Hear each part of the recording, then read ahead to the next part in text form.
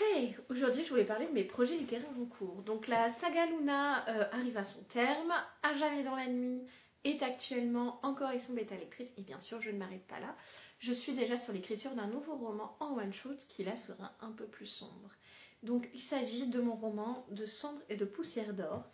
Je vais vous mettre prochainement la couverture de ce roman. Roman en un seul tome, un peu plus dur. Comme toujours, je pars du principe qu'un livre est fait pour nous faire nous sentir bien. Donc si les sujets abordés sont trop douloureux pour vous, ne le lisez pas s'il vous plaît. Donc il s'agit d'un roman féerique, donc c'est des fées, et de deuil, de dépression, d'idées suicidaires, et de remise à la lumière, de bienveillance, de ce moment où on passe de la noirceur au bonheur et où on comprend que tout n'est pas tout noir ou tout rose et qu'il y a plein de nuances dans le monde et qu'on reprend goût à la vie.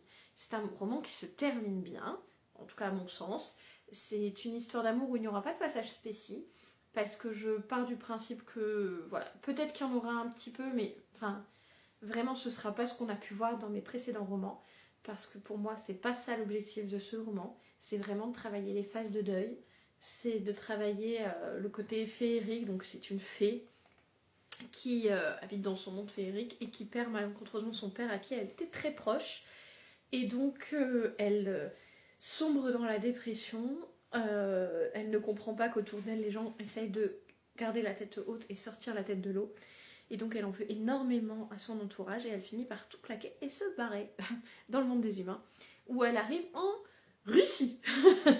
Alors je serais pas prononcer le nom de la ville, c'est Nilsik, un truc comme ça. En fait, c'est la ville la plus, si vous tapez sur internet, la ville la plus dépressive du monde. C'est un ancien goulag et il fait noir quasiment toute l'année, il neige, il fait froid, c'est pas terrible. Enfin, elle se retrouve dans ce monde où elle est sauvée par un frère et une sœur, Anastasia et Alexei. Anastasia est assez jeune, elle a 17 ans, alors que Eliandra, donc ma fée, elle a 28 ans et le grand frère a 29 ans.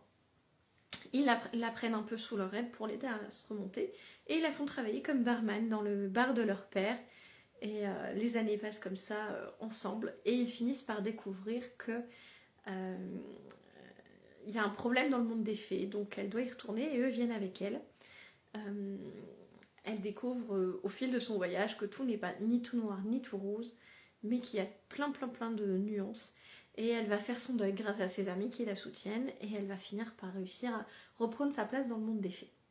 Voilà pour ce nouveau roman que je suis en train d'écrire.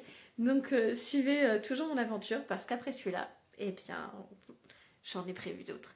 En tout cas, après on part sur une saga de 6, une sorcière qui voyage dans le temps, donc surtout, restez avec moi, abonnez-vous, suivez mon aventure s'il vous plaît et faites vivre mes histoires. À très vite.